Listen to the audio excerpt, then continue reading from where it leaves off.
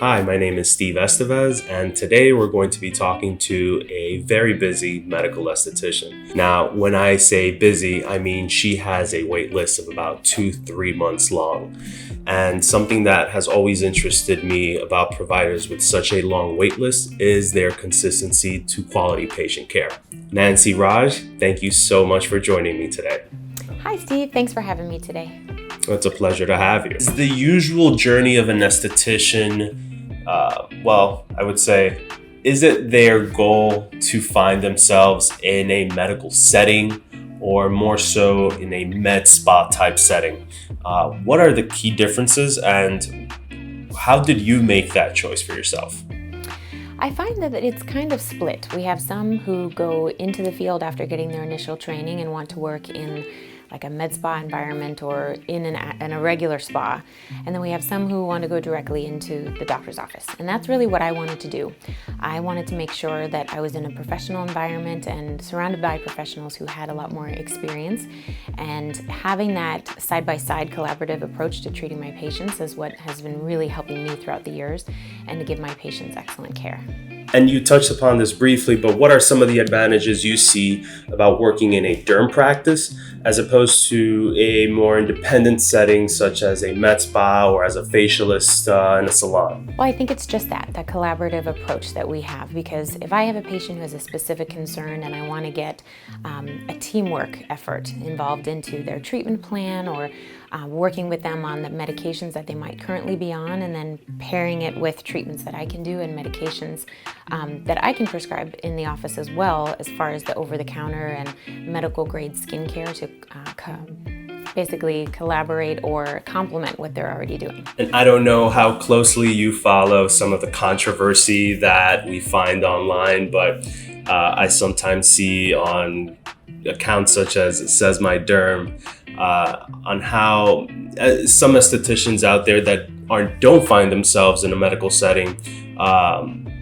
maybe prescribe certain products to patients that might go against the general consensus of treatment of dermatologists. I find that in the world of skincare and beauty, there are so many trends and fads and things that just come and go. A lot of little devices and little products, and seems to be very fly by night when it comes to certain philosophies when it comes to skincare. So I feel like my patients trust me and trust the advice that their doctors give them because it's proven.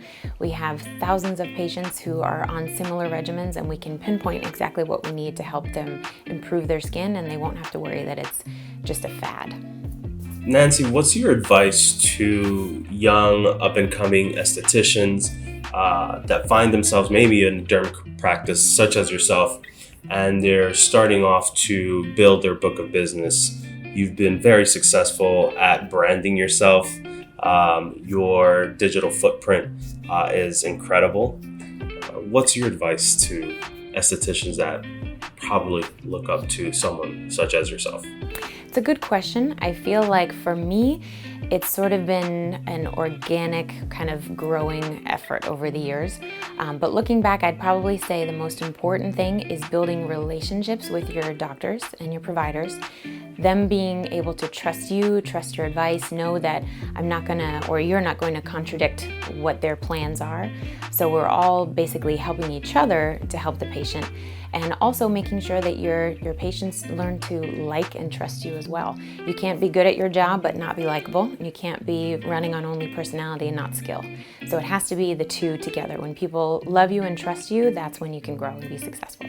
And speaking about fostering a relationship of trust with your patients, how do you manage that sell mentality that's so prevalent in our industry, where you're recommending products without necessarily going overboard in a menu of items that might not necessarily be beneficial to your patients or the treatment course that they're undergoing at that moment? That's also a very good question, because we don't want patients to feel like they're being sold or pushed products. That's what I appreciate about my office, is we have a lot of products to choose from, but no one is pushing me to sell a specific line or giving me set quotas and things that I have to push per patient, which I really appreciate. There are a lot of offices out there and a lot of spas that are kind of more retail oriented and geared that way, and patients might not know it, but they can usually sense it. So really making sure that my recommendations are not only based on what their skin needs and not just something that's an extra product to make money, but also considering their budget. If someone, I know they'll be a great candidate for a specific product or procedure, but I know they can't afford it, that's just one of those things where you can't push it. You have to work with them as a team to make sure they're comfortable and they're never pushed too far. Nancy, thank you so much for being a part of this interview today. I really appreciate you taking your time, and I'll definitely see you around. Thank you for having me.